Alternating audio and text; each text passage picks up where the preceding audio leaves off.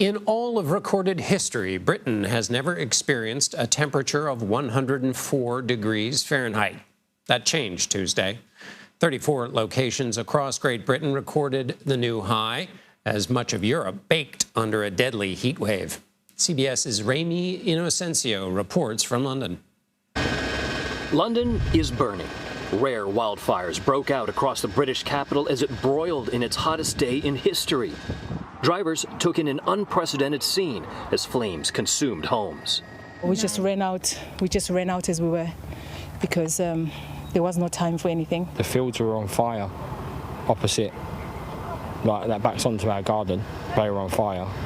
What we're seeing here, this kind of fire and this scale of fire has just shocked residents. But this record-breaking heat, hitting 104 degrees, along with this tinderbox condition, has just made all of this possible. Outside Buckingham Palace in the city centre, the Queen's Guard in woolen uniforms and bearskin hats drew mercy from a policeman, while around the country train tracks buckled in the heat and service slowed or was cancelled. Britons looking for a break had almost nowhere to go. Just about 3 of every 100 homes here have air conditioning. Environmental experts say it's more proof climate change is at our doorstep. Climate change isn't just a thing over there, it's here.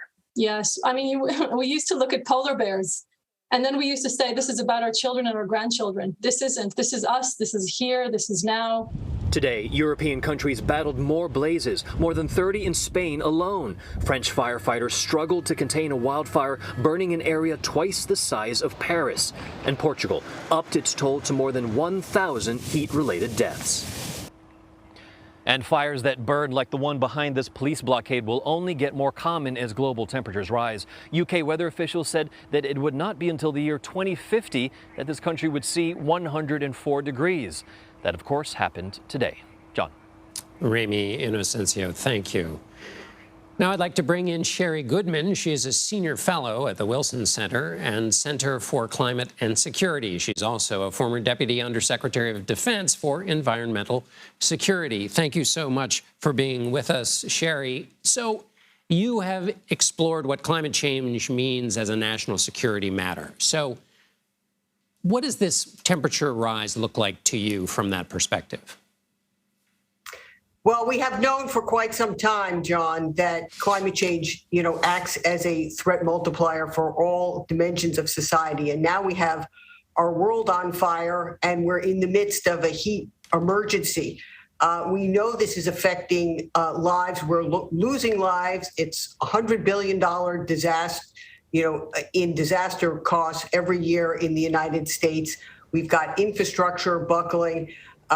We are truly in a climate emergency. It's here and now. It's not in the future. It's today's threat that we need to take as seriously as we take all other risks in our lives.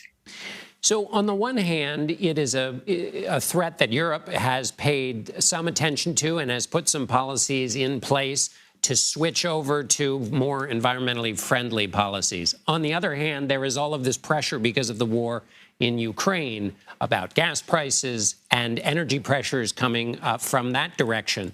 You also have domestic resistance to some of these measures being put in place to hit these targets for reducing certain kinds of greenhouse gases and other environmental policies. So when you look at that mix, how do these individual countries in Europe make policy that is actually going to be able to affect or deal with this new heat? Well, it is a complex challenge, but as we often say, a crisis is a terrible thing to waste. We have both the crisis of Putin's war in Ukraine, and now we have the heat emergency raging throughout Europe. We should be accelerating into the energy transition now. That's what we need to do to bring down the carbon pollution that is making our climate system out of balance, destabilizing our climate system, producing these extreme heat waves followed by extreme weather and wildfires and other climate perils. So we need to do both. We need to build a more resilient society where our infrastructure can withstand higher temperatures, higher floods, sea levels, and other wildfire risks. And at the same time, we need to accelerate into that energy transition as quickly as we can. In the short term, of course, we need to meet some of the needs, the near-term energy needs, but also Europe has focused heavily on reducing demand. And that's going to be increasingly important equation here as we move into the energy transition. We know that efficiency, when available, is a very important to allow us to accelerate into that energy transition with more renewables, better batteries, and the newer technologies that are going to free us from the tether of fossil fuels. So I guess what I was struggling for in that last question was you have, I think of the farmers in the Netherlands who are protesting policies that are trying to get to move faster to a low-carbon future. So that's just one of the many ways in which domestic opposition to you talk about speeding up into a better future, but there is domestic pushback against those policies, and that conflict can have its own destabilizing effects, can it? Yes, of course it can. And so we need to meet those challenges, where they are, the local farmers, the transition, from coal, away from coal in various countries, including the United States.